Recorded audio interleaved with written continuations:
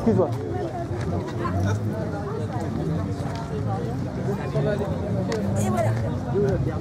Alors, est-ce que vous savez à la base ce que c'est? Alors, c'est quoi? Le public. Alors, c'est une réplique, bien sûr. Une réplique de quoi? Pas de lotus. Plus précisément de... Caterham, c'est une réplique. D'une Seven. Alors, c'est vrai, d'une Lotus, mais d'une Lotus Seven. Voilà, à la base, pour faire court, hein, Lotus a produit la Seven à partir de 57, si je me rappelle bien. D'ailleurs, ça fait aujourd'hui 50 ans. C'est les 50 ans de la Lotus Seven. Ah oui, 60 ans. Et ils ont arrêté la Seven en 1973. Et c'est Caterham qui a racheté les droits. Officiellement, c'est eux qui ont les droits pour la construire. Par contre, autour de ça, il y a plein de répliques, dont Donkervoort, qui a été créé, je crois, à la fin des années 70, si je m'en rappelle bien, et qui existe toujours. Alors, au fur et à mesure des années, ils se sont écartés du produit de base, on va dire, hein, de la vraie Seven, pour arriver aujourd'hui à ça. Donc on s'est beaucoup éloigné. Alors, les Donkervoort, il y a plusieurs modèles. On va aller voir le chauffeur. Alors, tout à l'heure, je vous ai présenté qui? Vous vous rappelez la réplique de Porsche que vous avez... C'est moi. Il est où Wilfried, vous voyez là? Et bien lui aussi, c'est un des premiers venus aux écrans. Exact. T'étais là ce premier jour? Avec une Donkervoort aussi. Voilà, le avril 2005. Vous étiez là tous les deux. Ouais. T'étais déjà là avec une Donkervoort, pas la même. Ouais, hein. Celle d'avant, ouais. Donc, modèle proche de celle-ci. Ouais. On va te donner un micro, tu parles bien fort dans le micro, hein. Comme Jacques Martin. Et bien, voilà. Hein, tu peux le tenir, hein, je ne vais pas te le dire non plus. Hein. Merci. Donc ça, c'est un nouveau modèle que tu viens d'acquérir. Voilà, c'est ça. Hein, un modèle extrêmement rare. Oui, c'est une série limitée de la marque. Il y a eu 25 modèles de produits. C'est une édition limitée, c'est la 25e. Donc tu me dis que dans ce modèle-là, tu es produit à 25 exemplaires à travers le monde. Exact. 25. Et que celle-ci, c'est la 25e. C'est la dernière construite. Incroyable. Ouais. Et donc on peut faire des recherches sur internet, mais cette voiture en fait... Elle s'appelle comment? C'est la Donkervoort D8 270 RS. Une version RS. Voilà, donc c'est un modèle rare qui est fait pour rouler en circuit. Ouais, surtout en circuit, oui. Donc il y a des versions sport et des versions race. Celle-ci, c'est une version circuit en fait.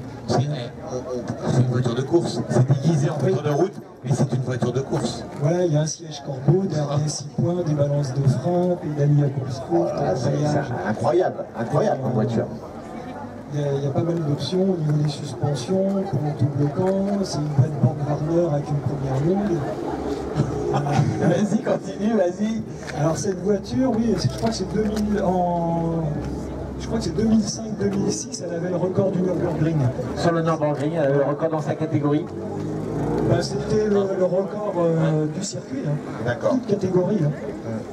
Et je crois normalement que l'usine reprépare le record, veulent affronter justement, enfin battre le record actuel avec une nouvelle RS. D'accord, encore plus puissante. Voilà, sur le modèle GTO avec un 5 cylindres. On parle de puissance, mais on ne la connaît pas encore la puissance. C'est quoi la puissance? Alors les Donkervoort, ça va de 150 à, suivant les modèles, 150 à 300 chevaux suivant les modèles.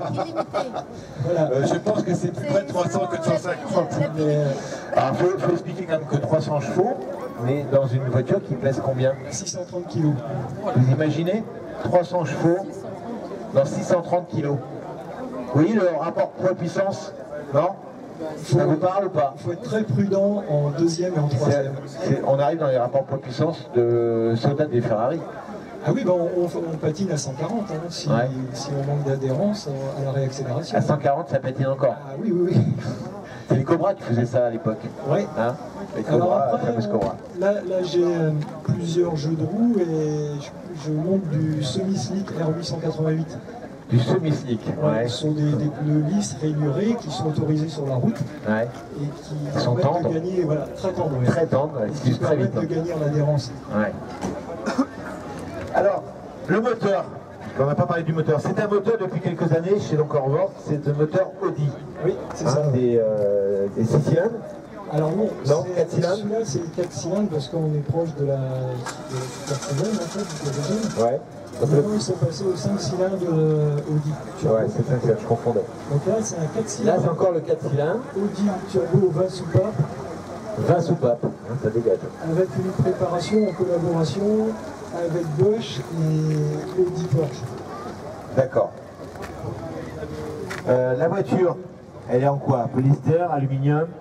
Beaucoup d'alu, du carbone et le châssis c'est du chrome de molybdène d'acier. Ça fait 52 kg, des soudures à base de cuivre pour pas casser le châssis. Ouais. C'est ce qu'il y a sur les avions d'acrobatie. D'accord. Donc une technologie vraiment de pointe pour cette voiture. Oui, ça coûte très cher à fabriquer.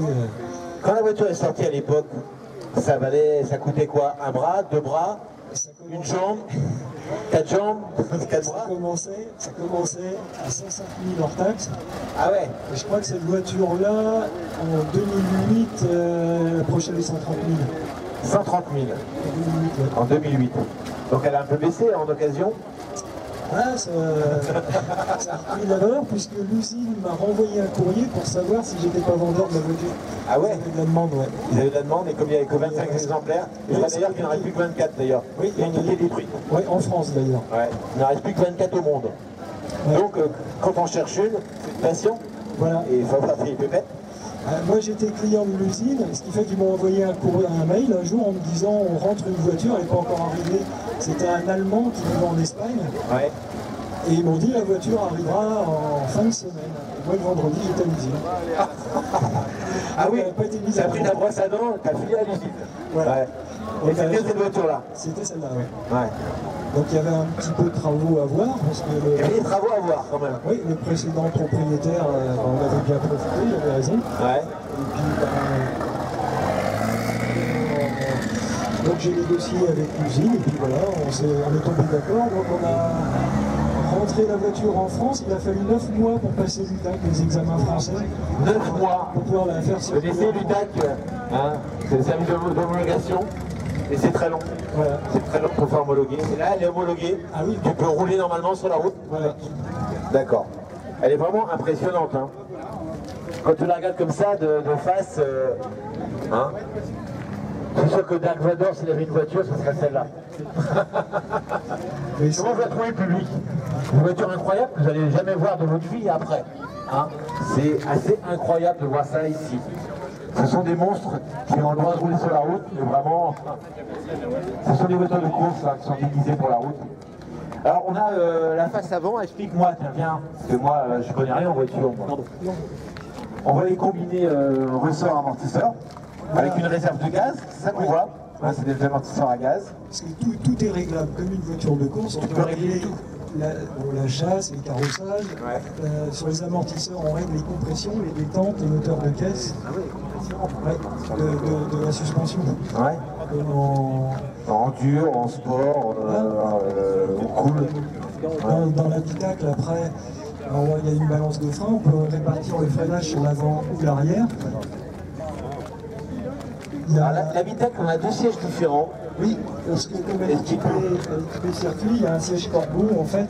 Siège donc paquet de vrais pilotes de course. Voilà, qui maintient les épaules en virage et on est maintenu par les harnais en 6 points.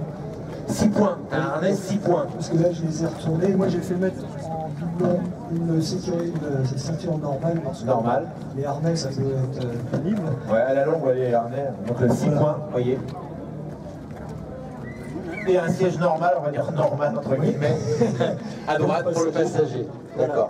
Les sièges, c'est réglable, non, c'est fixe. Ah non, fixe, Il n'y a aucun réglage. Conducteur, voilà. La voiture est vraiment dépouillée parce qu'on voit tous les tubes du châssis. Regardez les tubes du châssis, on les voit bien. Vous les voyez, tous les tubes là. C'est le châssis de la voiture. Et Et il y en a un, c'est vrai, qui est assez gênant d'ailleurs. Non, c'est gênant. Non, c'est pas gênant? Non. D'accord. Il y a une cellule qui permet de communiquer avec les stands si on fait du circuit, là, qui est en côté. C'est On ça, aperçoit contre moi. l'arceau. Alors. Capuchon ici. Donc tu peux communiquer par radio avec ton stand. C'est en fait pour moi j'ai un système stack à l'intérieur qui me permet de voir mes temps, mes accélérations, des choses comme ça. D'accord. Si je fais de la piste. Donc je mets une balise en fait sur le mur du stand. Ouais. Et à partir de là, avec un PC, on peut communiquer pour avoir des informations. Ok. Donc ça, c'est pour les gens qui sont faire de circuit. Tu vas en faire un peu de circuit ou pas? Tu vas en faire? Ouais, tu vas en faire. Oui, si, tu vas en faire. Là, on a la plaque de la voiture Voilà. qui se trouve là. Et puis sinon, je peux rajouter une barre d'arceau là en travers pour rigidifier la voiture. En biais comme ça. Ouais. Côté passager. Voilà. Ah, là, je peux plus emmener quelqu'un là si jamais. Ah ouais, j'en ai vu comme ça, ouais, des Caterham qui sont équipés comme ça. La voiture, la vitesse de pointe. Alors là, j'ai pas d'idée. Fourchette. Entre 250 et 270. 270 km/h, ça commence à faire pas mal. Peut-être, 250 c'est sûr. C'est sûr, ouais. Et je parle en vitesse chrono, hein, pas vitesse compteur. Et de toute façon, la puissance, tu peux aussi la régler. Alors, le 0 à 100, c'est là où c'est intéressant. Les premières étaient en 3 secondes 6. Ouais. Et après, suivant le tarage du pont, les pneus, on peut descendre à 3 secondes 2. Sans assistance. Hein, parce qu'il faut savoir que les voitures modernes ont une assistance électronique qui leur permet de descendre sous la barre des 3 secondes. Sinon, c'est difficile. D'accord. Allez, c'est assez incroyable. L'autre était pas mal, celle que tu avais avant, mais celle-là, on passe dans des... Il y a encore plus puissant, c'est encore en vente d'ailleurs. Il y a un modèle extrême, je crois.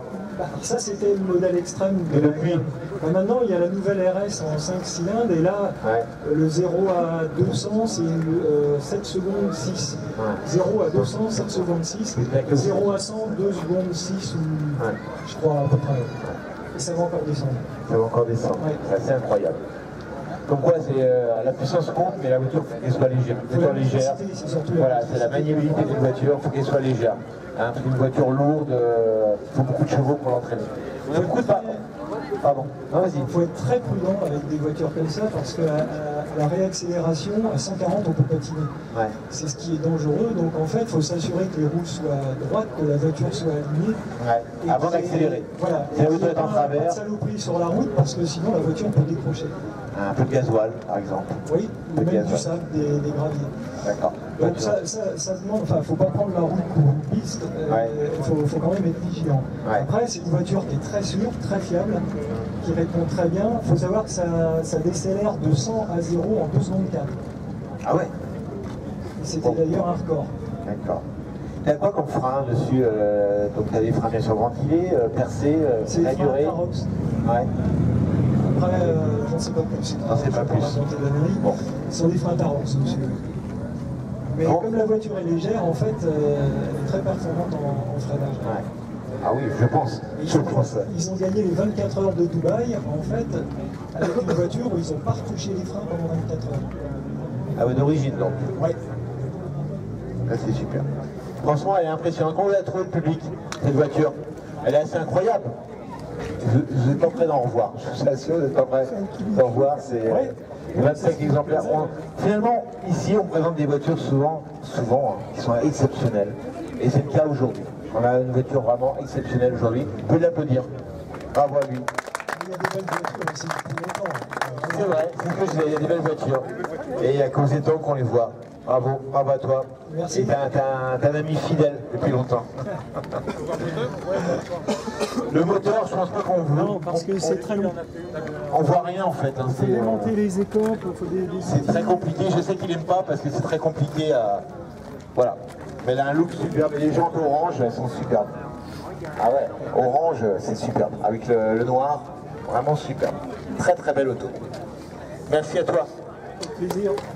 Voilà, la présentation est finie aujourd'hui.